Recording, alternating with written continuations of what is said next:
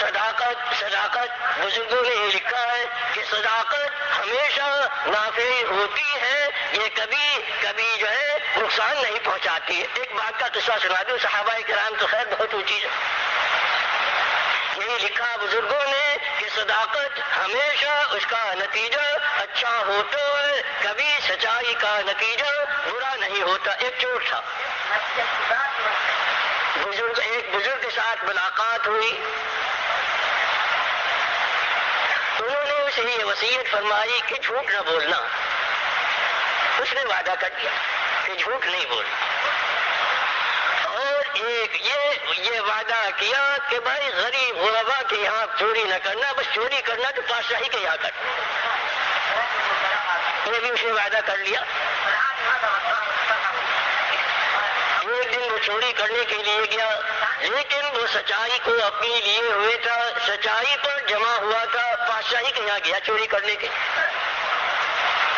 بادشاہ کے محل میں گھس گیا، پہنچ گیا، لیکن جب وہ پہنچا تو بادشاہ اور اس کی بیوی دونوں جاگے بیٹھے، باتیں ہو رہی تھی دونوں کی، ملکہ کی اور بادشاہ کی، اور بات جو کر رہے تھے وہ لڑکی کی شادی کے بارے میں تھی۔ بادشاہ اپنی بیوی سے یہ کہہ رہا تھا کہ بھائی دنیا کے بادشاہ تو میں نے دیکھ لیے، وہ تو سمجھ میں نہیں آتے، کسی دین کے بادشاہ سے کریں گے لڑکی کی شادی۔ بیوی نے یہ کہا دین کے بادشاہ کا تمہیں پتہ کیسے چلے گا؟ بادشاہ نے یہ کہا کہ میں اس کا معیار میں نے یہ قائم کیا ہے، جس کی سال بھر تک تکبیر اولیٰ فوت نہیں ہوگی اسے سمجھوں گا کہ یہ دین کا بادشاہ۔ کچھ اور سن رہا تھا، بس چور نے چوری کا خیال تو چھوڑا اور ایک مسجد سنگوا دی، اور وہاں جا کر اس نے اپنا پڑاؤ کر لیا، سال بھر تک مسجد ہی میں پڑا رہا، نہ باہر جاتا تھا، نہ اس کی نماز فوت ہوتی تھی، نہ تکبیر اولیٰ سے جاتی تھی۔ جب پورا سال ہو گیا تو اب بادشاہ اعلان کرایا کہ بھائی کوئی دولت کے اندر ایسا آدمی ہے کہ جس کی سال میں تکبیر اولیٰ فوت نہ ہو۔ تلاش کیا گیا، اچھے بزرگ، وہ بھی اپنے کہیں سوئے ہوئے ہیں، کہیں چائے پی ہوئے ہیں، کہیں نہیں، کسی کی ایک رکعت گئی ہوئی ہے، کسی کی تکبیر اولیٰ گئی ہوئی ہے، کوئی دواؤں کے اندر اپنے لگا ہوا ہے، بس تکبیر اولیٰ والا کوئی نہیں ملا۔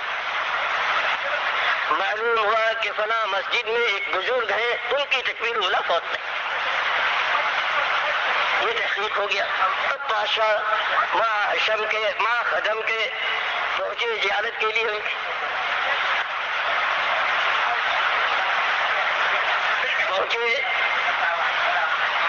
اور پہنچ کر انہوں نے جو ہے آداب قبر نشاد بجا لائے بزرگوں کی، لیکن وہ اللہ کا بندہ جس نے سچائی کو اختیار کیا تھا، جب بادشاہ نے بات کی تو اس نے پوری بات اپنی سچ بتائی۔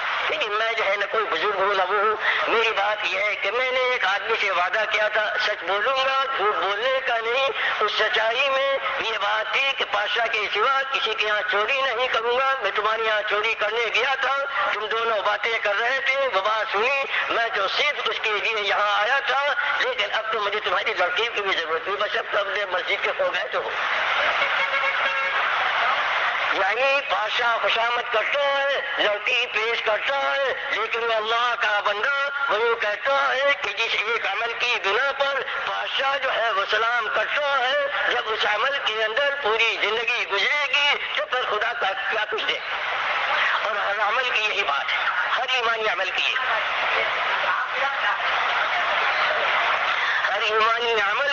یہی بات ہے، یہ بس یہی باتیں دنیا کے لیے کی جامے تو یہ جو ہے زندگی کے بگاڑنے والی ہیں، اور یہی باتیں اگر خدا کے لیے کی جامے یہی ایمانی باتیں ہو جاتی ہیں۔ عبداللہ ابن مبارک کا قصہ جو قصے پہ آ گئے تو بہت قصے، عبداللہ ابن مبارک رحمہ اللہ جو آخر میں تو امیر المؤمنین فی الحدیث اور کیا کیا ہو، شروع میں ان کی زندگی وہی تھی جو آپ نے جو ہے امیر زادوں کی ہوتی ہے۔ 5 نومبر 1982 حضرت مولانا انعام الحسن رحمۃ اللہ علیہ سالانہ اجتماع رائے منڈ کے موقع پر بیان فرما رہے ہیں سماعت فرمائیں. شکریہ. اللہ نحمده ونستعینه ونستغفره ونؤمن به ونتوکل علیہ ونعوذ باللہ من شرور انفسنا ومن سیئات اعمالنا من يهد الله فلا مضل له ومن يضلله فلا هادي له ونشهد أن لا إله إلا الله وحده لا شريك له ونشهد أن سيدنا ونبينا ومولانا محمدا عبده ورسوله صلى الله عليه وعلى آله وأصحابه وبارك وسلم تسليما كثيرا كثيرا. أما بعد فأعوذ بالله من الشيطان الرجيم. بسم الله الرحمن الرحيم. من كان يريد العاجلة عجلنا له فيها ما نشاء لمن نريد ثم جعلناه لهم جهنم يصلاها مذموما مدحورا ومن أراد الآخرة وسعى لها سعيها وهو مؤمن فأولئك كان سعيهم مشكورا. وقال النبي صلى الله عليه وعلى آله وأصحابه وبارك وسلم لزوال الدنيا أهون عند الله من قتل رجل مسلم أو كما قال عليه الصلاة والسلام. وقال الله تبارك وتعالى قل هذه سبيلي أدعو إلى الله على بصيرة أنا ومن اتبعني.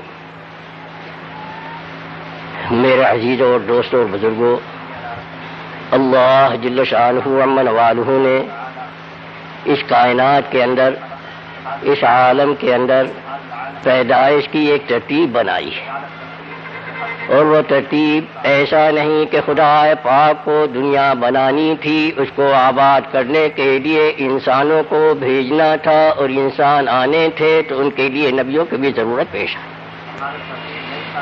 ایسی ترتیب نہیں ہے. خدا پاک نے یہ عالم بنایا، یہ عالم کے اندر کی جتنی چیزیں ہیں وہ تمام چیزیں بنائی، پہاڑ بنائے، سمندر بنائے، دریا بنائے، یہ حیوانات اور جانور بنائے جو انسانوں کے اپنے بار برداری کرتے ہیں، جو انسانوں کے کام آتے ہیں، ان سب کو بنایا. اور خدا پاک نے یہ کھیتیاں، یہ باغات بنائے. اتنا ہی نہیں، خدا پاک نے یہ زمین و آسمان بنایا، چاند و سورج اور ستارے بنائے. یہ تمام کے تمام انسان کے کام آنے کے لیے، انسان کو نفع پہنچانے کے لیے جتنی چیزیں خدا پاک نے بنائی ہیں انسان ہی کے لیے بنائی ہیں. اور یہ انسان جو ہے یہ انسان خدا پاک کا بندہ، اسے خدا پاک نے بنایا ہے، اور اس کے لیے خدا پاک نے کوئی ترتیب اس کے زندگی گزارنے کی بھی خدا پاک نے بنائی ہے. اور اس ترتیب کو بتانے کے لیے انبیاء کرام علیہم الصلوۃ والسلام بھی تشریف لائے ہیں. ترتیب عالم کی تخلیق کی یہ ہے کہ خدا پاک کو نبی پاک علیہ الصلوۃ والسلام کو بھیجنا تھا. جناب رسول اللہ صلی اللہ علیہ وسلم جو خدا کے پیارے، نبیوں کے سردار، خاتم النبیین، اللہ کو انہیں دنیا میں بھیجنا تھا، ان کو بھیجنا تھا. وہ ہے خلقت کی اصل، وہ ہے ان تمام چیزوں کے پیدا کیے جانے کا، دنیا میں بھیجے جانے کا وسیلہ اور ذریعہ. وہ اگر نہ آتے تو نئی عالم پیدا کیا جاتا، نئے انسانوں کو بنایا جاتا، نہ انسانوں کے لیے جتنی چیزیں کام آنے والی ہیں نہ ان کو پیدا کیا جاتا. اللہ جل شانہ عم نوالہ کو جناب رسول اللہ صلی اللہ علیہ وسلم کو بھیجنا تھا. آپ کو جو طریقہ لے کر بھیجنا تھا اس کے لیے پھر یہ انسانوں کو بنایا گیا. انسانوں کو آ کر آپ نے وہ طریقہ بتلایا جس طریقے پر چلنے سے انسانیت پنپتی ہے، کامیاب ہوتی ہے، چمکتی ہے، دنیا اور آخرت کے اندر نجات پاتی ہے، سلامتی کی راہ پر چلتی ہے۔ بس یہ تھی عالم کے پیدائش کی، اس کو پیدا کیے جانے کی ترتیب کہ حضور پاک علیہ الصلوۃ والسلام کو بھیجنا تھا، اور آپ جو طریقہ لے کر تشریف لائے وہ انسانوں کے اندر چلنا تھا۔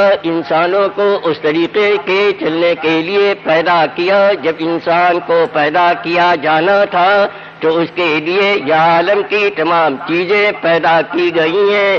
یہ دنیا کی جتنی چیزیں ہیں یہ تمام کی تمام یہ سب سے نیچے درجے کی، سب سے آخری درجے کی ہیں۔ سب سے پہلا درجہ جناب رسول اللہ صلی اللہ علیہ وسلم کا، وہ تشریف لائے جو طریقہ لے کر تشریف لائے۔ خدا پاک نے قرآن پاک میں کتنی جگہ کتنے مقام پر اس کو بیان فرمایا ہے اور اس کی تاکید فرمائی ہے، اور جگہ جگہ اس پر متنبع فرمایا ہے اور متوجہ فرمایا ہے، اور وہ کیا ہے؟ وہ ہے ایمانی راستہ۔ ایمانی راستہ، ایمانی راستہ وہ جناب رسول اللہ صلی اللہ علیہ وسلم لے کر آئے، اور اسی راستے کی طرف جتنے انبیاء کرام تشریف لائے ان سب نے اسی راستے کی طرف خدا کی مخلوق کو، انسانوں کو بنایا ہے۔ وہ تمام انبیاء کرام کی آمد وہ بھی حضور پاک علیہ الصلوۃ والسلام کی آمد کے لیے، تشریف آوری کے لیے تمہید تھی۔ اصلی غرض، اصلی خلقت کی وجہ وہ حبیب اللہ جناب رسول اللہ صلی اللہ علیہ وسلم، وہ ایمانی راستہ وہ راستہ ہے کہ جس کو خدا پاک نے پسند فرمایا ہے، جس کے لیے اپنے حبیب پاک علیہ الصلوۃ والسلام کو آپ نے بھیجا ہے۔ اور وہ راستہ ایسا ہے کہ انسانیت کے لیے نہیں، پوری مخلوقات کے لیے اس کے اندر راحت ہے، اس کے اندر چین ہے، اس کے اندر عافیت ہے۔ وہی ایک راستہ ہے کہ جس راستے پر چلنے سے پورے عالم کے اندر ایک عافیت کی فضا اور عافیت کی ہوا چل سکتی ہے۔ وہ راستہ چھوڑ کر، ایمانی راستہ چھوڑ کر آخرت کو چھوڑیے، دنیا کی زندگی وہ بھی چین سے بسر نہیں ہو سکتی، اس کے اندر بھی عافیت نہیں آ سکتی۔ دنیا کی انسانوں ہی کی عالم میں نہیں، جتنے دنیا میں عالم میں ان سب کے اندر ایک ہیجانی کیفیت، ایک اضطرابی کیفیت، ایک پریشانی کی کیفیت رہے گی، چاہے وہ انسان ہو، چاہے وہ حیوان ہو، اور چاہے وہ نباتات ہو، چاہے جمادات ہو، کوئی سی نوعیت اس کے اندر کبھی چین نہیں آئے گی، کبھی سکون نہیں آئے گا، ان کے اندر کی اضطرابی اور ہیجانی کیفیت نہیں جائے گی جب تک کہ ایمانی راستہ اختیار نہ کیا جائے، جب تک کہ ایمانی فضائیں قائم نہ کی جائیں۔ وہی راستہ تھا جو جناب رسول اللہ صلی اللہ علیہ وسلم لے کر آئے، اور وہ ایمان ہے۔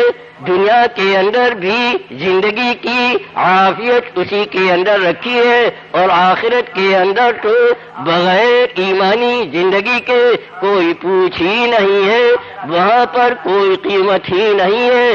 قیمت تو کیا ہوتی، وہاں پر بے ایمانی کی سزا بھگتنی پڑے گی، ایسی کہ خدا پاک کا ارشاد گرامی ہے، ان الذين كفروا لو ان لهم ما في الارض جميعا ومثله معه ليفتدوا به من عذاب يوم القيامه ما تقبل منهم ولهم عذاب اليم۔ اگر ایمان کی دولت نہیں ہے آخرت کے اندر اپنی جان چھڑانے کے لیے جتنا دنیا میں ہے اتنا ہی اور اس کے ساتھ ملا لیا جائے، وہ مثلہ معه، اتنا ہی اور ملا دیا جائے، اور جان چھڑائی کے لیے ایک آدمی کی دیا جاوے تو ما تقبل منہم، یہ ایک دنیا نہیں دوسری دنیا بھی اس کی ساتھ ملا دی جاوے تو ایک بے ایمان آدمی کی جان چھڑائی کے اندر اس کو قبول نہیں کیا جاوے۔ وَلَهُمْ عَذَابٌ عَلِيمٌ، اور دردناک عذاب اور دکھ دینے والا عذاب اس کو ہوگا، اور ایسا یریدون ان یخرجوا من النار وما هم بخارجین منها وَلَهُمْ عَذَابٌ مُقِيمٌ، وہ آگ سے دوزخ سے نکلنا چاہیں گے نکل نہیں سکیں گے، بتیرے اپنے زور لگائیں گے، وما هم بخارجین منها وَلَهُمْ عَذَابٌ مُقِيمٌ۔ آخرت کے اندر تو ایمانی سکے کے علاوہ کسی سکے کی پوچھ ہی نہیں ہے، کسی سکے سے وہاں اپنا چھٹکارا نہیں ہو سکتا ہے، وہاں پر اپنی جان نہیں بچائی جا سکتی ہے، وہاں پر تو یہی سکہ چلتا ہے۔ اور دنیا کی زندگی کے اندر بھی چین نہیں آ سکتی جب تک کہ ایمانی زندگی نہ ہو۔ ایمانی زندگی یہی ضامن ہے انسانوں کی کامیابی کا دنیا میں اور آخرت میں۔ ایمان ہے کیا چیز؟ یہ خالی زبانی اور خالی لفظی خالی رسمی چیز نہیں ہے، یہ ایک حقیقت ہے۔ اگر اس کی حقیقت ہو تو یہ دنیا کی جتنی چیزیں ہیں یہ تمام کی تمام اس کے سامنے کوئی حیثیت، کوئی قیمت، کوئی درجہ نہیں رکھتی۔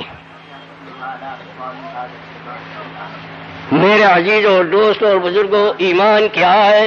ایمان میں سب سے پہلی چیز وہ خدا ہے پاک واجب الوجود، جو اپنی ہستی میں، جو اپنے موجود ہونے میں وہ کسی چیز کا محتاج نہیں ہے، ہمیشہ سے ہے اور ہمیشہ رہے گا۔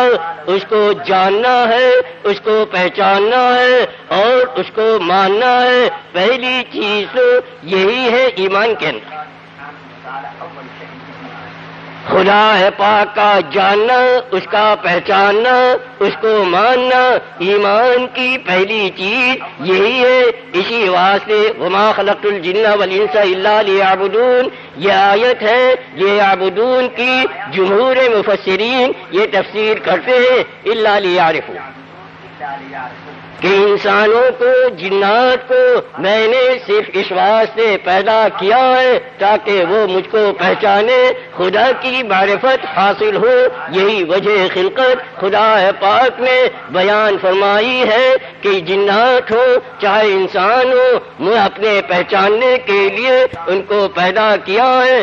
ایمان کی سب سے پہلی چیز وہ خدا کو جاننا، خدا کو پہچاننا اور خدا کو ماننا۔ اور آگے کی باتیں وہ آگے ہیں۔ ایمان کی کوئی چیز ایسی نہیں ہے جو اپنے اندر اثر اور خاصیت نہیں رکھتی۔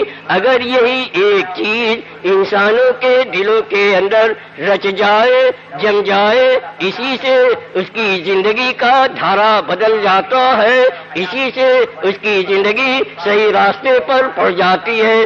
جب خدا کو جانتا ہوگا، پہچانتا ہوگا، مانتا ہوگا تو کسی چیز کے اندر، کسی عمل کے اندر وہ خدا کے حکموں کے خلاف چلنے کی ہمت نہیں کرے گا، کیونکہ جانتا ہوگا کہ خدا ہے پاک، مالک الملک ہے، وہ خالق الکل ہے، سب کا پیدا فرمانے والا ہے، سب کا پالنے والا ہے۔ ہر چیز خدا ہی کے قبضے میں، ہر چیز خدا ہی کی ملک میں ہے۔ دوسرے کی چیز میں آدمی کسی اس کی منشا کے بغیر ہاتھ ڈالنے کو اپنے ہمت نہیں کرتا۔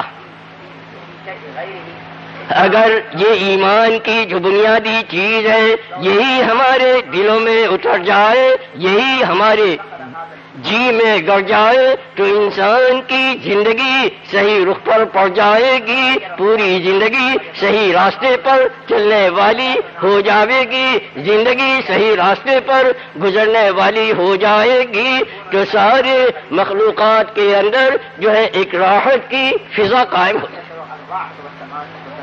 دنیا میں بر میں اور بحر میں، خشکی میں اور تری میں جو اثرات پیدا ہوتے ہیں وہ انسانوں کے عمل ہی کے پیدا ہوتے ہیں. دنیا کے اندر انسان جو کچھ عمل کرتا ہے اسی کا اثر پڑتا ہے اپنے خشکی کے جانوروں تک کے اوپر بھی, اور تری کے اندر سمندروں کے اور دریاؤں کے جانوروں کے اندر بھی جو کچھ اپنے حالات ہوتے ہیں وہ انسانوں ہی کے عملوں کے اثرات ہوتے ہیں.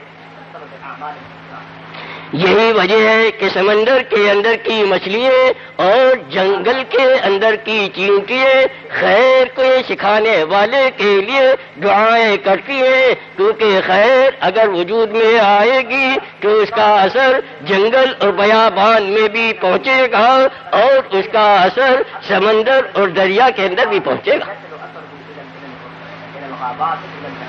بہرحال یہ ایک ایمانی جو بنیادی چیز ہے, یہی اگر مضبوط ہو جائے, یہی اگر اصلی اور صحیح ہو جائے تو زندگی کا رخ ہی وہ دوسرا ہوگا.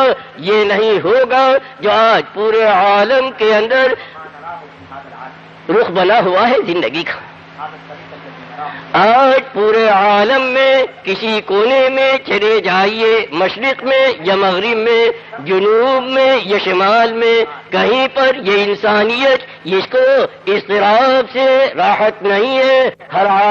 ہر سمت میں ہر ایک نورانیت اور روحانیت آتی ہے. یہ ایمانیات ان کی بات میں نے عرض کی جس کے اندر ایک ہی چیز, اعمال کے اندر ایمان کے سب سے پہلا عمل وہ نماز کا ہے, اور ایمان کے ساتھ اس کا اتنا تعلق ہے کہ خدا پاک نے نماز کو ایمان سے تعبیر کیا ہے. نماز کے ساتھ ایمان کا اتنا تعلق ہے. مراد نماز ہے لیکن خدا پاک نے اس کو ایمان کے لفظ سے تعبیر کیا ہے. قرآن پاک میں وما کان اللہ لیضیع ایمانکم, خدا پاک تمہارے ایمان کو ضائع نہیں فرمائیں گے. یہاں کہتے ہیں کہ ایمان سے مراد نماز, اور یہ مسئلہ اس وقت آیا تھا کہ جب کہ کعبے کی طرف قبلہ منتقل ہوا تھا. پہلے بیت المقدس یہ قبلہ تھا, ادھر منہ کر کے نماز پڑھی جاتی تھی. جب بیت اللہ کو قبلہ بنایا گیا, صحابہ کرام رضی اللہ تعالی عنہم میں یہ چرچا, یہ باتیں چلی. وہ لوگ جنہوں نے بیت المقدس کی طرف نماز پڑھی تھی اور اس قبلے کی طرف منہ ہونے سے پہلے دنیا سے وہ تشریف لے گئے ہیں, ان کی نماز کا کیا ہو؟ تو خدا پاک نے یہ آیت نازل فرمائی وما کان اللہ لیضیع ایمانکم. جس چیز کے ساتھ زیادہ تعلق ہوا کرتا ہے اس چیز پر نام بول دیا جاتا ہے. تو نماز جو ایمان کے ساتھ ایسا تعلق رکھتی ہے, ہم اپنی زندگی کے اندر اگر غور کریں تو ایمان ہی کے ساتھ اتنا تعلق رکھنے والا عمل, اسی کے ساتھ ہمارا کیا معاملہ. لیکن جیسے میں نے عرض کیا تھا کہ ایمان کی جو اصلی بنیادی چیز ہے وہ اگر ہمارے اندر رخ اس کا وہ جم جائے تو زندگی کا رخ وہی صحیح ہو جائے, وہی بن جائے. ایسے ہی یہ عمل میں سے اگر نماز یہ ہمارے اندر زندہ ہو جائے تو خدا پاک نے وہ فرمایا ان الصلاۃ تنہی عن الفحشاء والمنکر, نماز جو ہے بے حیائیوں سے برائیوں سے روکتی. ایمان ہو اور پھر یہ ایمانی یہ سب سے پہلا عمل ہو. یہ اگر عمل ہوگا اور صحیح عمل ہوگا حقیقی نماز حاصل ہوگی اور 100% اس کو ادا کیا جا رہا ہوگا تو یہ بے حیائیاں, یہ منکرات, یہ برائیاں یہ دنیا میں رہ نہیں سکتی.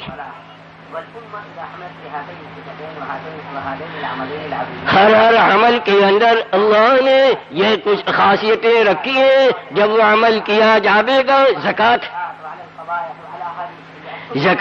یہ بھی ایمانی عملوں میں سے ایک عمل ہے. زکوٰۃ اگر ادا کی جاتی ہے تو مال پاک ہو جاتا, مال پاک ہو جاتا.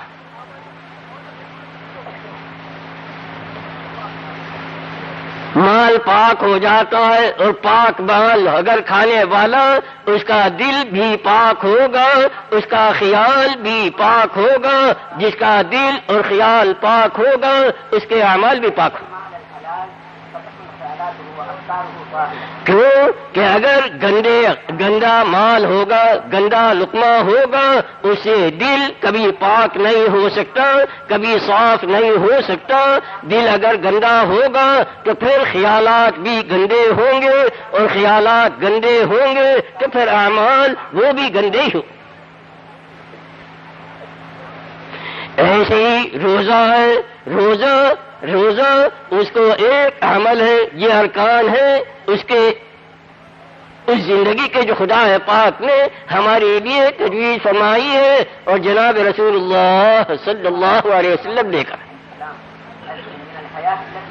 وہ کیا؟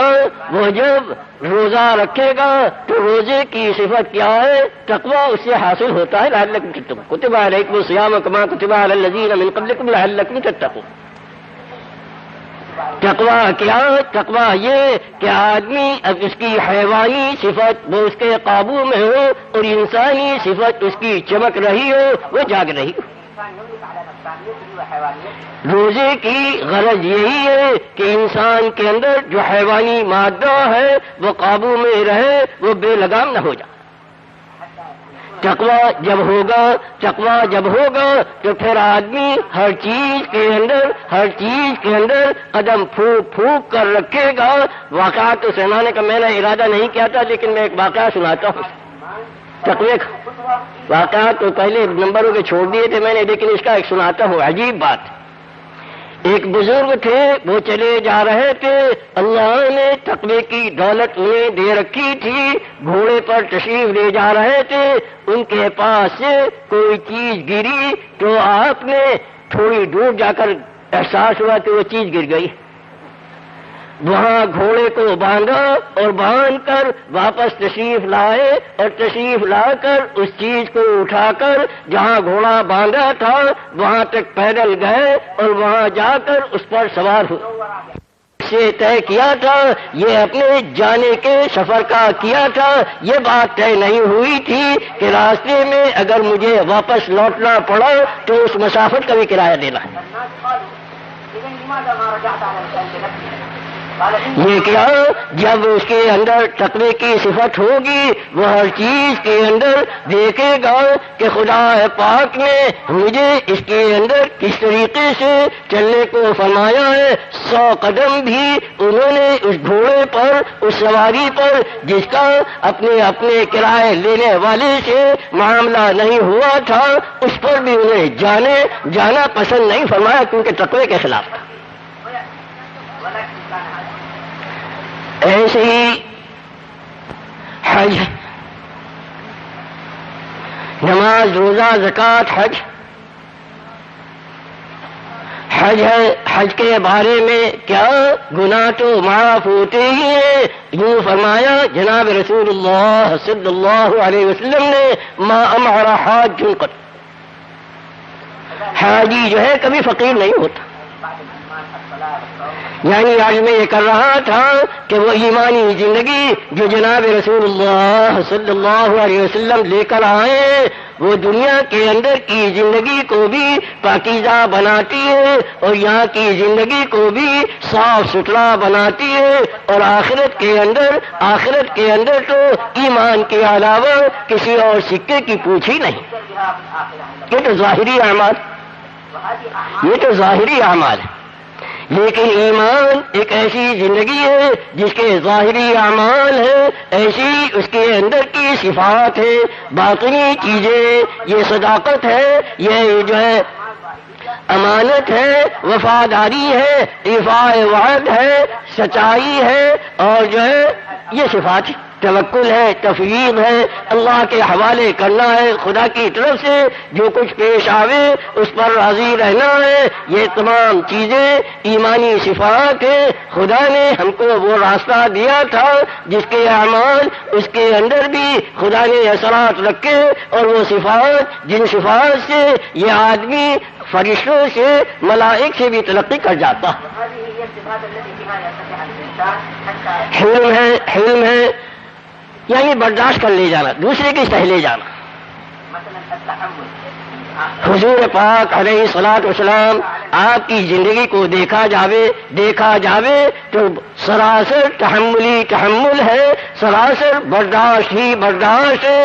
اور اس برداشت کے اثرات یہ کہ اچھے ناٹے اور اچھے انکار کرنے والے وہ جو ہے سیدھی راہ پر آ گئے. زید بن سہنا ایک یہودی تھا،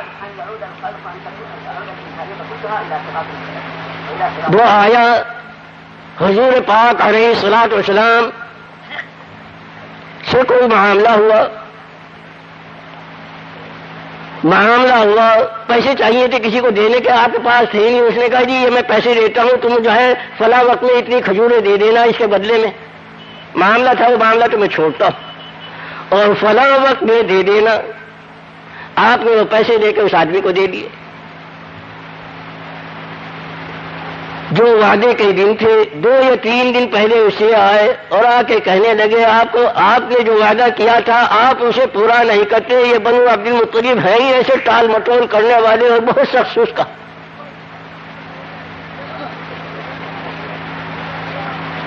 حضور پاک علیہ الصلوۃ والسلام عمر رضی اللہ تعالی عنہ بھی تھے. انہیں تو زور آ رہا ہے کہ کیسی گستاخی کی بات کر رہا ہے، کیسے اپنے جوش لہجے میں کر رہا ہے، اور جانتا نہیں نبی پاک علیہ الصلوۃ والسلام کی شان میں کیسی گستاخی کر رہا ہے. وہ تو اپنے اس فکر میں کہ اس کا کام تمام کرو. لیکن جناب رسول اللہ صلی اللہ علیہ وسلم بالکل اپنے تحمل کے ساتھ، بالکل اپنے جو ہے بردباری کے ساتھ اس کی سنتے رہے. اور یوں فرمایا عمر اس سے تمہیں یہ بات کہنی چاہیے تھی، مجھ سے یہ کہنی چاہیے تھی. جاؤ جتنی اس کی کھجوریں وہ دے دو اور اتنی زیادہ دے دیجو. جا کر اس نے کہا، عمر رضی اللہ تعالی عنہ نے جتنی کھجوریں اس کی چاہیے تھی اتنی دی اور اسے اور زیادہ دی. اس نے کہا یہ کہے کہ یہ اتنی زیادہ کیوں دیتے ہو؟ وہ فرمایا عمر رضی اللہ تعالی عنہ نے کہ جناب رسول اللہ صلی اللہ علیہ وسلم نے یوں فرمایا میں نے جو تجھے دھمکی دی تھی اس کے بدلے میں اتنی کھجوریں زیادہ دے دوں. عمر نے جو کہا تھا. یہ بات ہوئی تو پھر کہنے لگا تم نے مجھے پہچانا نہیں؟ خود ہی کہا میں یہودی ہوں زید بن سہنا. کہنے لگا وہ عالم وہ ان کا وہ کہاں؟ اور کہا یہ تم نے گستاخی کیوں کی تھی؟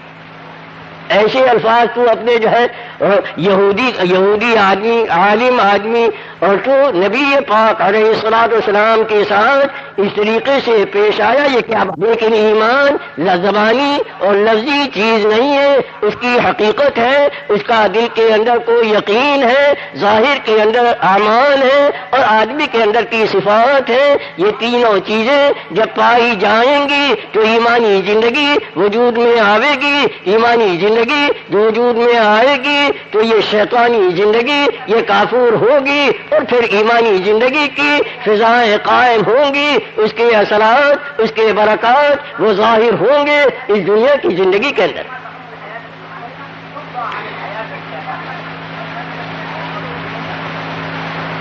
یہ ایسی نہیں کہ یہ زبانی یا کوئی اپنے خیالی چیز ہو. پہلے لوگ جو ایمان والے تھے، جو اصلی زندگی ایمانی گزارنے والے تھے، وہ یہ صفات رکھتے تھے، اپنے اندر رکھتے تھے. سچائی ہے جو مومن تھا وہ جان دے دیتا تھا، لیکن اپنی صداقت پر اپنی سچائی پر آنچ نہیں آنے دیتا تھا، کیونکہ اسے معلوم تھا الصدق ینجی والکذب یہلک. سچائی جو ہی بچانے والی چیز ہے اور جھوٹ جو ہے یہ تباہ کر دینے والی چیز. مومن جس کے پاس ایمان ہو وہ اپنے کسی حال میں جھوٹ نہیں بولتا تھا. اور صداقت بزرگوں نے یہ لکھا ہے کہ صداقت ہمیشہ نافع ہوتی ہے، یہ کبھی جو ہے نقصان نہیں پہنچاتی ہے. ایک بات کا قصہ سنا دوں، صحابہ کرام تو خیر بہت اونچی ہے، یہی لکھا بزرگوں نے کہ صداقت ہمیشہ اس کا نتیجہ اچھا ہوتا ہے، کبھی سچائی کا نتیجہ برا نہیں ہوتا. ایک چور تھا، ایک بزرگ کے ساتھ ملاقات ہوئی، انہوں نے اسے یہ وصیت فرمائی کہ جھوٹ نہ بولنا. اس نے وعدہ کر دیا کہ جھوٹ نہیں بولنا، اور ایک یہ وعدہ کیا کہ بھائی غریب غربا کے یہاں چوری نہ کرنا، بس چوری کرنا تو بادشاہی کے یہاں کرنا. یہ بھی اس نے وعدہ کر لیا. ایک دن وہ چوری کرنے کے لیے گیا، لیکن وہ سچائی کو اپنی لیے ہوئے تھا، سچائی پر جمع ہوا تھا. بادشاہی کے یہاں گیا چوری کرنے کے، بادشاہ کے محل میں گھس گیا، پہنچ گیا. لیکن جب وہ پہنچا تو بادشاہ اور اس کی بیوی دونوں جاگے بیٹھے، باتیں ہو رہی تھی دونوں کی، ملکہ کی اور بادشاہ کی، اور بات جو کر رہے تھے وہ لڑکی کی شادی کے بارے میں تھی. بادشاہ اپنی بیوی سے یہ کہہ رہا تھا کہ بھائی دنیا کے بادشاہ تو میں نے دیکھ لیے، وہ تو سمجھ میں نہیں آتے، کسی دین کے بادشاہ سے کریں گے لڑکی کی شادی. بیوی نے یہ کہا دین کے بادشاہ کا تمہیں پتہ کیسے چلے گا؟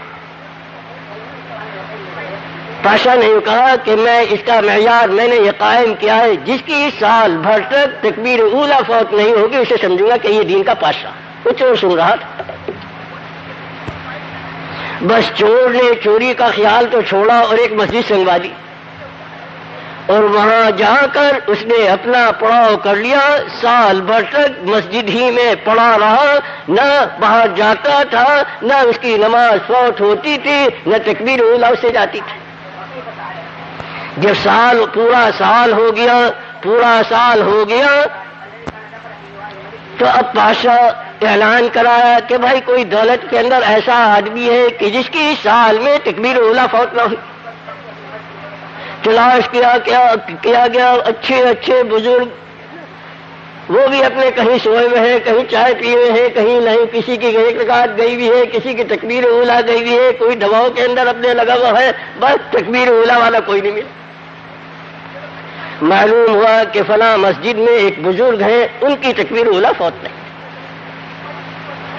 یہ تحقیق ہو گیا. اب بادشاہ ماں خدم کے پہنچے زیارت کے لیے.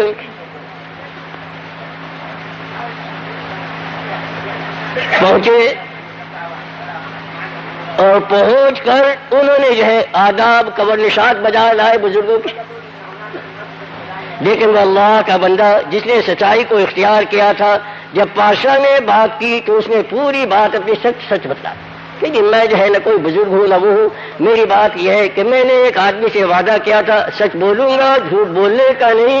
اس سچائی میں یہ بات تھی کہ بادشاہ کے سوا کسی کے یہاں چوری نہیں کروں گا. میں تمہارے یہاں چوری کرنے گیا تھا، تم دونوں باتیں کر رہے تھے، وہ بات سنی، میں تو صرف اس کے لیے یہاں آیا تھا.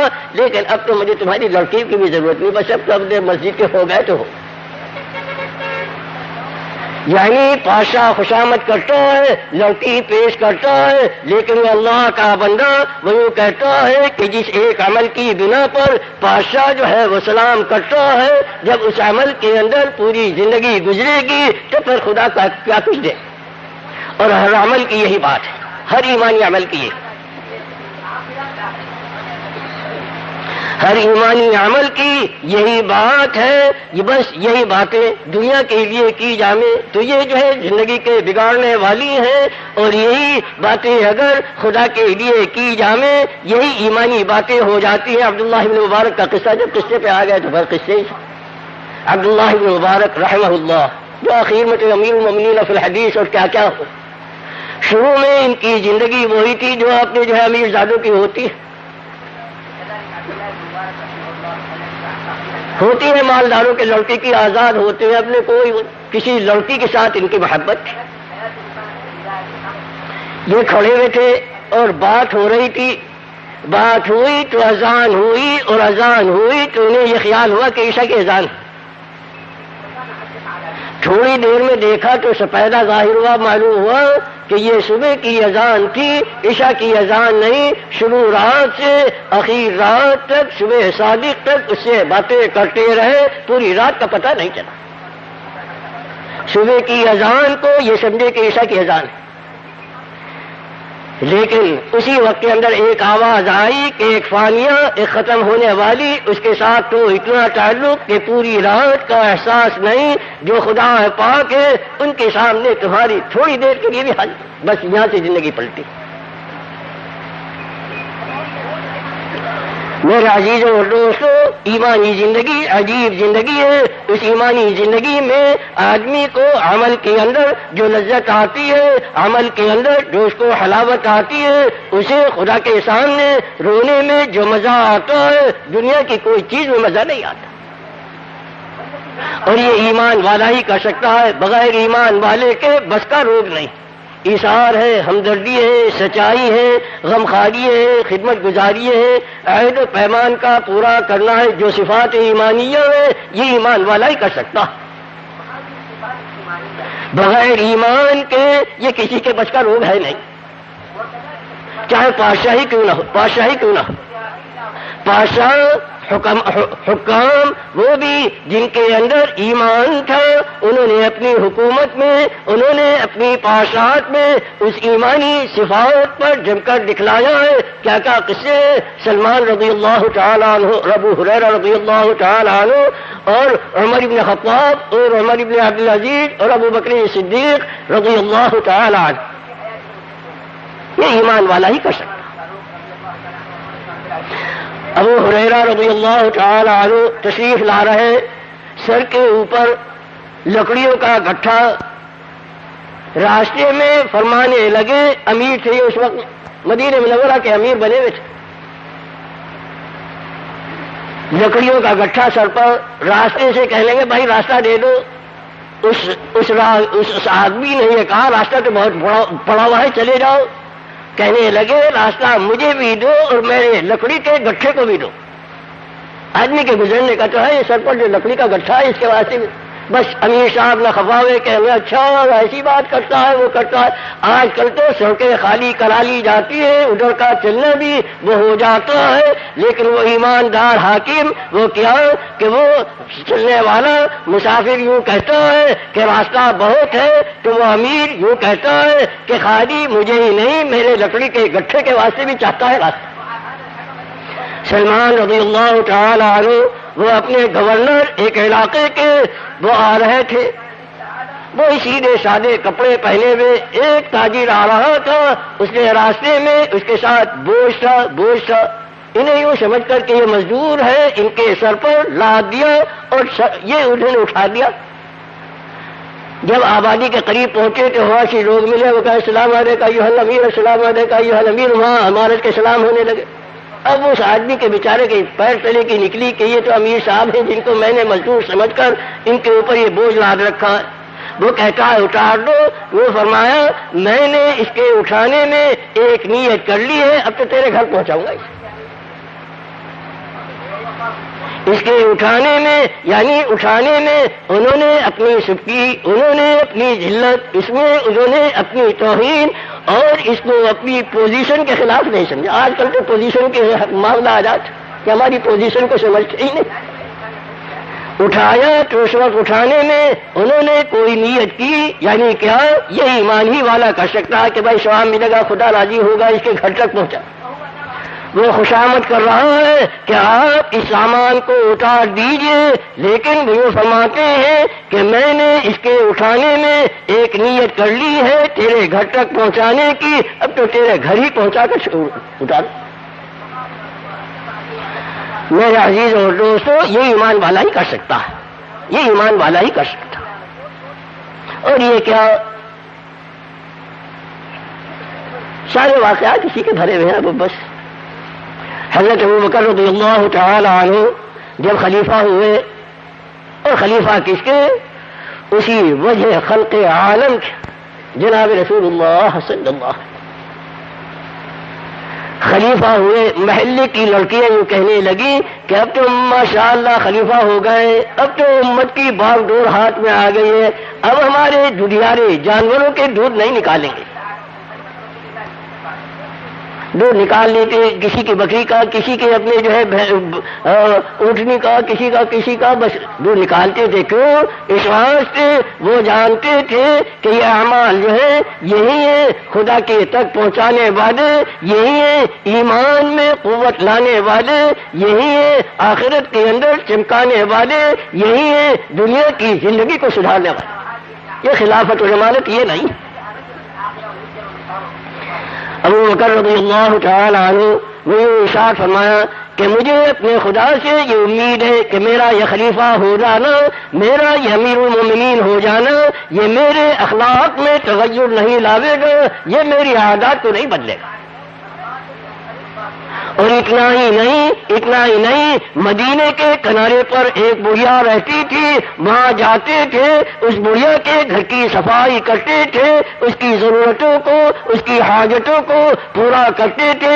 عمر رضی اللہ تعالی عنہ وہ جا کر اس کی کوشش کرتے تھے کہ میں یہ کام کروں، اس کی خدمت کروں، لیکن ان کے جانے سے پہلے اس بڑھیا کے ساری ضرورتیں، اس کی ساری خدمتیں پوری ہوئی ملتی تھی، یہاں تک کہ ایک دن چھپ کر بیٹھے کہ کون وہ اللہ کا بندہ ہے جو میرے سے پہلے آ کر اس معذور بڑھیا کی اپنے خدمت کر کے چلا جاتا ہے۔ چھپے بیٹھے دیکھا کہ ابو بکر رضی اللہ تعالی عنہ جو جناب رسول اللہ صلی اللہ علیہ وسلم کے خلیفہ ہیں، وہ آتے ہیں، اس بڑھیا کی ساری ضرورتیں اور ساری حاجتیں اس کو پوری کر دیتے۔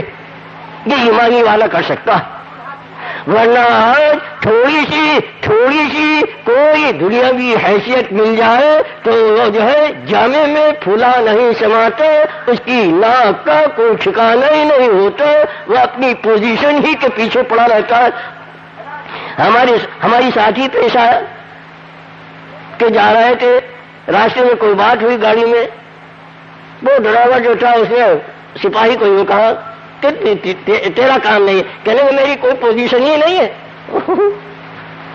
سپاہی چوراہے کا بس اسے اپنی پوزیشن پر اتنا غرور تھا، حالانکہ کوئی بھی بات نہیں، کچھ بھی نہیں ہو، لیکن اس کے اس جملے سے مجھے تو بہت سبق کہ یہ ایمان والا یہی سمجھتا ہے کہ یہ چاہے خلافت مل جائے، چاہے عمارت مل جائے، اور چاہے اس کے اندر پادشاہت مل جائے، وہ اپنی کوئی حیثیت نہیں سمجھتا، وہ سمجھتا ہے کہ خدا اگر راضی ہے تو سب ٹھیک ہے، اور اگر خدا پاک یہاں قبول نہیں ہوا تو یہ ساری چیزیں میرے لیے وبالی ہوں۔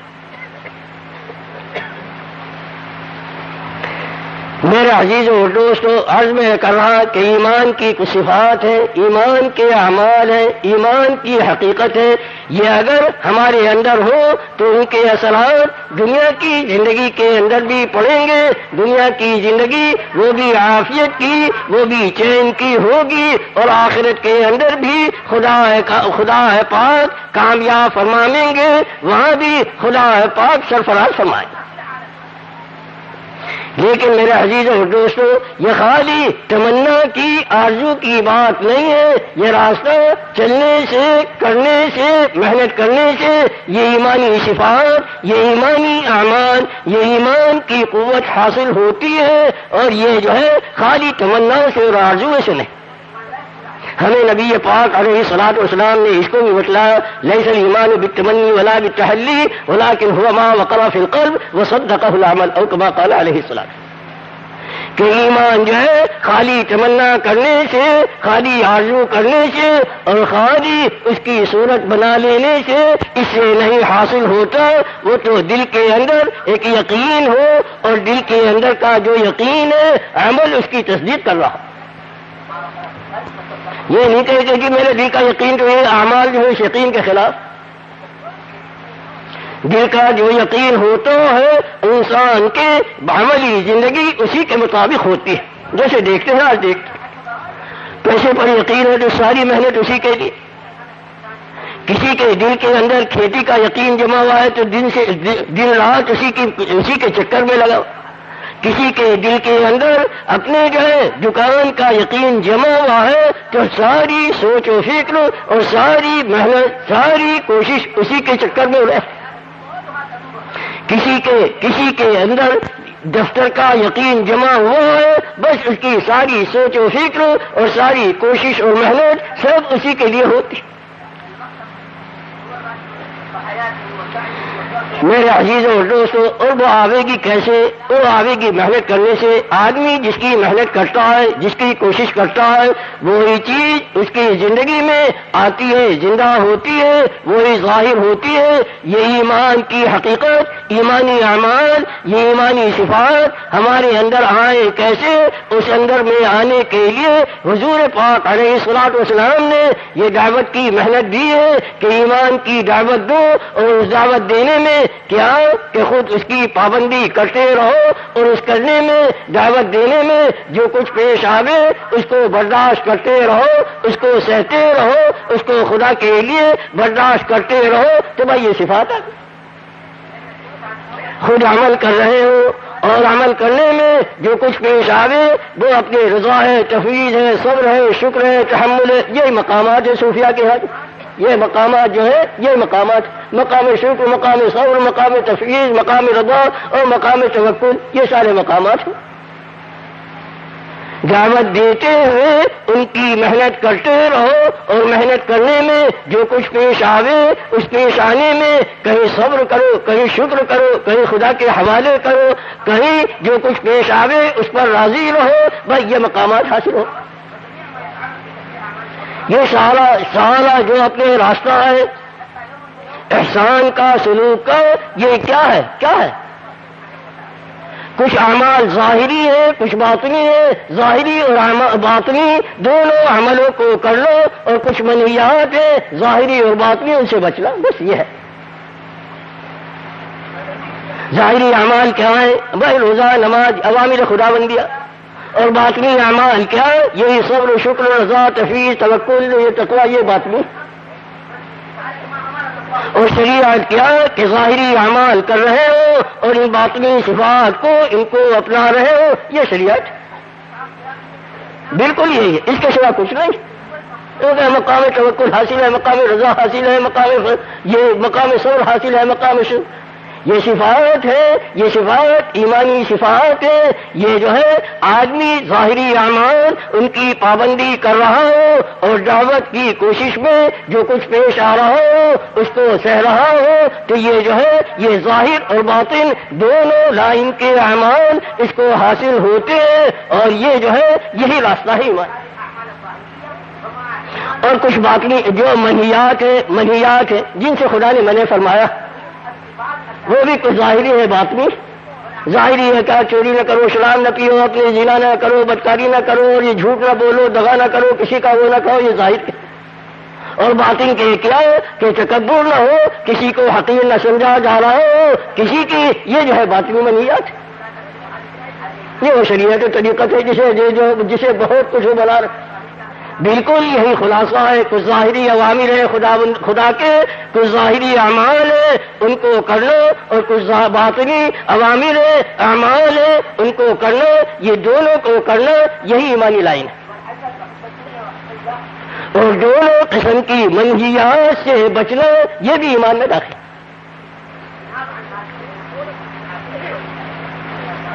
بس اس کے اندر اگر ہم دعوت لے کر چلیں گے، دعوت اپنے ظاہری اعمال ان کا اہتمام کریں گے اور باطن کے اعمال کی فکر کریں گے، کوشش کریں گے، تو یہ جو ہے اس سے جتنی ترقی ہوگی کسی راستے سے نہیں ہوگی. یہ نبی پاک علیہ الصلوۃ والسلام.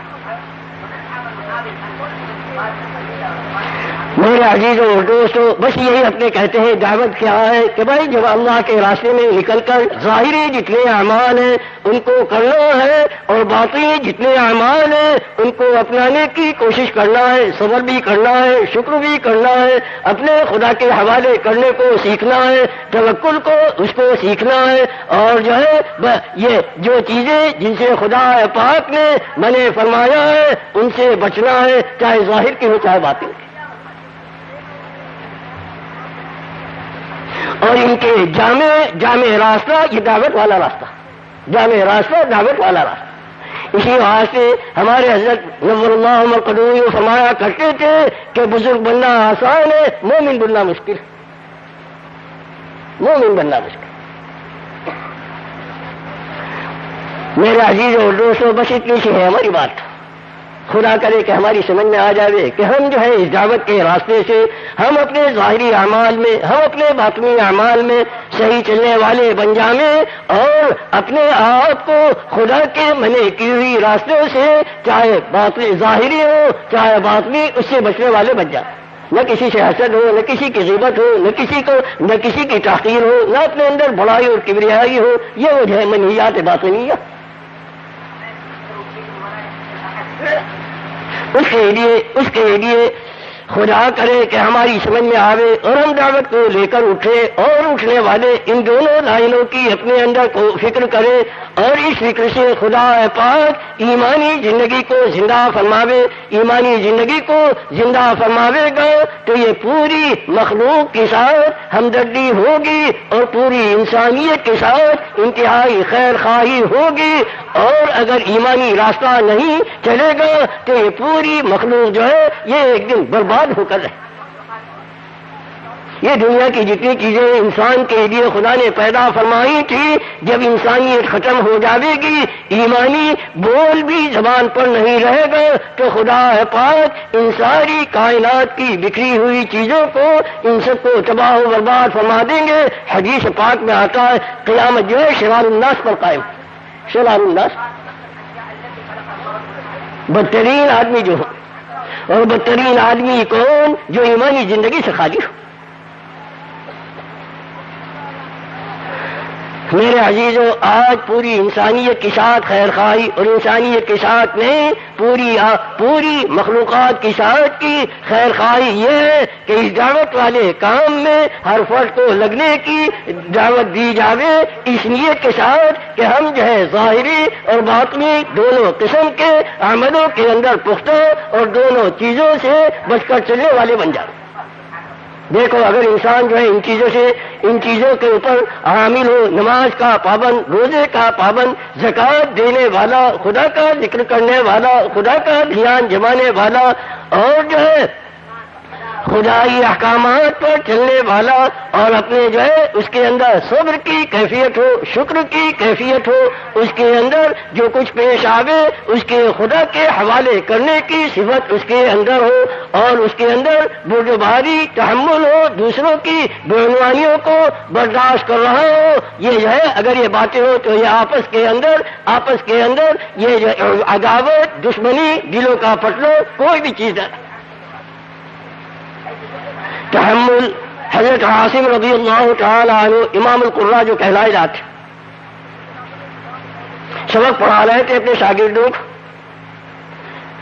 ایک لڑکا تھا، کسی نے آ کر عرض کیا کہ حضرت آپ کا صاحبزادہ جو ہے اسے مار دیا۔ فرمایا کس نے؟ کہا جی آپ کے چچا زاد بھائی نے۔ فرمایا فلاں جگہ اسے دفن کر دو اور فلاں آدمی اس کی جنازے کی نماز پڑھاوے، اور یہ فرما کر اپنے شاگردوں سے کہا چلو پڑھو۔ جو ہے تھی بیٹھنے کی، اس کے اندر تغیر نہیں آیا، اور جو عمل کر رہے تھے، جو کام کر رہے تھے، اس کو جو ہے ناغا نہیں کیا۔ وہ فرمایا اس کو فلانا جنازے کی نماز پڑھا دے گا، فلانی جگہ اسے دفن کر دینا، اور یہ کہہ کر اپنا سبق شروع کر دیا۔ انہی کا ایک اور قصہ ہے، آ رہے تھے راستے میں کچھ بے وقوف برا بھلا کہتے آ رہے، اور یہ اپنے خاموش، نہ پیشانی پر شکن ہے، نہ کوئی زبان پر تش کلامی ہے، یہ اپنے خیال میں مست چلے آ رہے۔ جب بستی کے قریب آئے تو ٹھہرے، اور وہاں ٹھہر کر یوں فرمایا کہ بھائی اس بستی میں کچھ میرے شناسا اور کچھ میرے شاگرد، تجھے اگر یہ کہتا ہوا سنیں گے تو مجھے یہ ڈر ہے تجھے تکلیف پہنچائیں گے، اس لیے یہاں سے واپس چلا جائے۔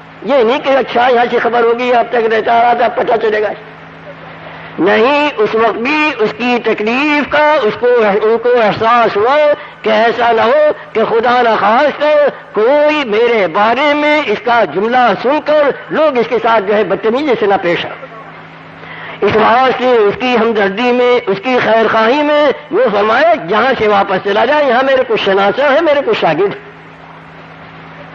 یہ کیا؟ یہ وہی ایمانی زندگی کی صفت ہے. آج ہماری اگر ایمان ہے تو ہماری زبانوں پر، آج اگر ہمارے عملوں میں ہے تو ظاہر داری حقیقت سے دور کا بھی واسطہ نہیں. کیوں؟ اس واسطے کہ اس کی محنت، اس کی کوشش، اس کا وہ راستہ جو جناب رسول اللہ صلی اللہ علیہ وسلم لائے تھے، اس راستے پر قدم ہی نہیں اٹھتا. بس اس واسطے کہتے ہیں جماعتوں میں نکلو، چلوں میں نکلو، اپنے ظاہری اعمال ان کی بھی پابندی کرو اور اپنے باطن کے اعمال کے اندر بھی اپنے آپ کو چلنے کی عادت ڈالو، اور جن چیزوں سے خدا نے منع فرمایا ہے ان سے بچو، چاہے وہ ظاہر کے ہو چاہے. آج کل بڑائی اور آج کل اپنے آپ کو سمجھنا، دوسرے کو کچھ نہ سمجھنا، یہ ایسا عمومی مرض ہے کہ شاید باید ہی کوئی قاتل. اس راستے میں چل کر ان دونوں چیزوں کی، دونوں لائنوں کی کوشش کرتے رہیں گے، عمومی اللہ جل شانہ ایک ایمان کی فضا قائم فرمائیں گے تو اس کے عمومی اثرات پڑے. بھائی بات سمجھنے نہیں. اس لیے کہتے ہیں تین چلے کون سی بڑی بات؟ تین چلے کون سی بڑی بات ہے؟ باتیں ہیں چار کرنے کی اور چلے ہیں تین. ظاہری عمل کرنے، باطنی عمل کرنے، ظاہری رکنے کی چیزوں سے رکنا، باطنی رکنے کی چیزوں سے رکنا. باتیں تو چار چیزوں کی تو عادت ڈالنی ہے اور چلے ہیں تین. لیکن میرے عزیزوں دوستوں، خدا پاک کا کرم ہے بہت. آدمی جس راستے پر چلنے کا ارادہ کرتا ہے، چلنا شروع کرتا ہے، چاہے اس کے منتہا تک نہیں پہنچے، لیکن نیت اگر چلنے کی ہوتی ہے خدا پاک اس کو منتہا پر پہنچنے والے ہی میں شمار فرما لیتے. اس لیے 4 مہینے کی نیت کرو. اور 4 مہینے کیوں؟ اس واسطے کہ ایمان کی جو لائنیں انہیں اپنائیں گے، اس کے اوپر اپنے آپ کو جمائیں گے اور اپنے آپ کو ایماندار انسان بنائیں گے. فرماؤ بھائی اس کے لیے کون فرماتا؟ 4 مہینے کے لیے اپنے آپ کو جو ہے ان اعمال کا پابند بننے کے لیے.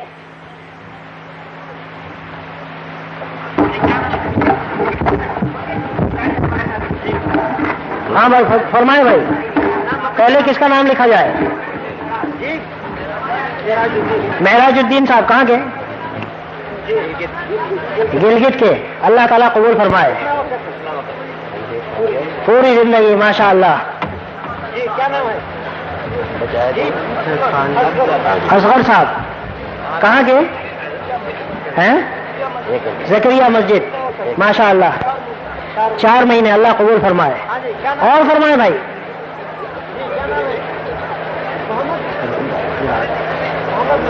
محمد نواز صاحب کہاں کے بھائی؟ کڑک کے ماشاء اللہ. اللہ قبول فرمائے. ساری زندگی اللہ قبول فرمائے ماشاء اللہ. دیکھو ساری زندگی لوگ لکھوا رہے ہیں. اور فرمائے بھائی. اصغر علی کہاں کے بھائی؟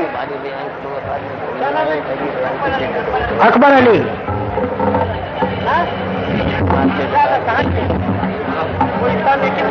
کوہستان کے پیر دادا 8 مہینہ اللہ قبول فرمائے. قیامت تک کے آنے والی نسلوں کو اللہ قبول فرمائے. اور فرمائے بھائی. محمد حسین کہاں کے بھائی؟ محمد حسین صاحب ڈیرا غازی خان کے محمد حسین صاحب. ابھی تو 8 مہینے اور زندگی والے چل رہے ہیں. ہاں 3 چلے. محمد عمر صاحب 3 چلے اللہ قبول فرمائے. کراچی کے. کہاں کے بھائی؟ بھائی ایک بیان ابھی اور ہوگا، شور نہ مچائیں، بیٹھ جائیں. جو ہمارے بھائی کھڑے ہیں وہ تشریف رکھے بھائی. جو نام لکھانے والے ہیں وہی کھڑے ہیں، باقی سب بیٹھے رہے ہیں.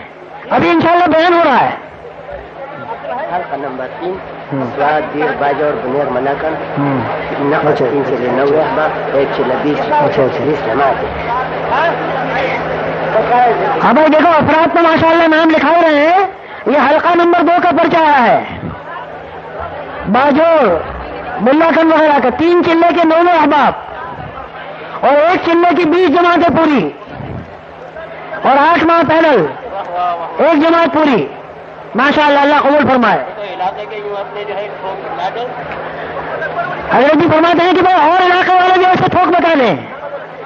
جیسے حلقہ نمبر 2 والوں نے پرچہ بھیجا ہے ویسے اور حلقے والے بھی فرمائے بھائی. اور اکے دکے تو ماشاءاللہ نام لکھا ہی رہے ہیں جماعت وار علاقہ وار. 4 مہینے اللہ قبول فرمائے.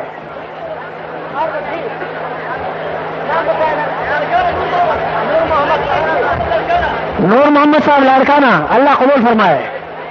ابھی 3 چلے والے بول رہے ہیں. ہمیں ابھی 3 چلے والے چلے بھائی. ہاں ابھی 8 مہینے والے.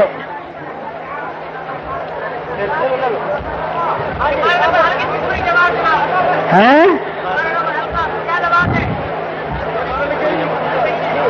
12. اور کتنی جماعت ہے؟ چلوں کی جماعت لکھی ہے اس میں. کتنی جماعت لکھی ہے دیکھو.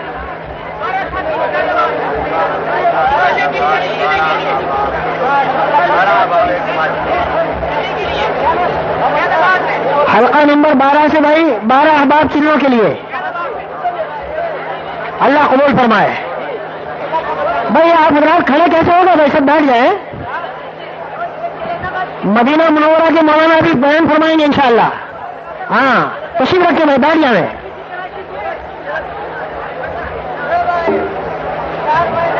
کیا نام؟ 18 مہینے پیدل اللہ قبول فرمائے. 4 مہینے نقد. یار محمد خان کہاں کے؟ کراچی کے. کراچی کے یار محمد خان صاحب 4 مہینے پیدل 4 مہینے نقد اور 18 مہینے پیدل کی نیت. کہاں کون سے حلقے؟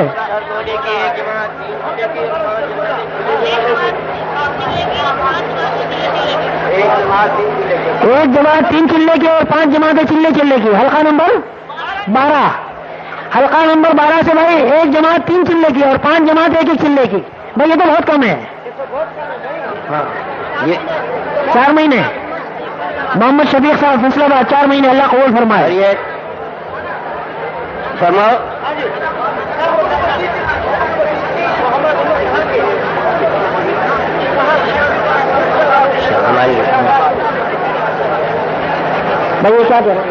بھائی دیکھو بیٹھو بیان ہوگا. نام لکھنے والے تو کھڑے ہو باقی بیٹھ جائیں. اگر یہ سارے کھڑے ہو جائیں گے نام لکھنے والے بھی اور نہ لکھنے والے بھی تو یہ گڑبڑ ہو جائے گی. یہی بات ہے ہماری زندگی بے تکلیف.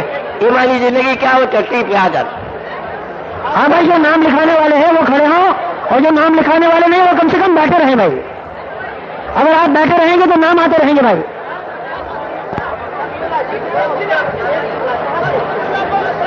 سمیع اللہ تعالیٰ ایک چلہ کہاں کے؟ بنو کے. اللہ تعالیٰ قبول فرمائے.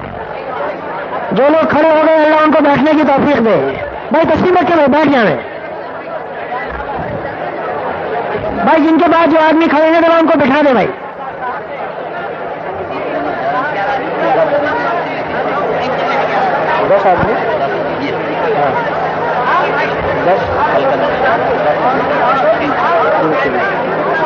حلقہ نمبر 11 سے 10 آدمی 3 چلے کے.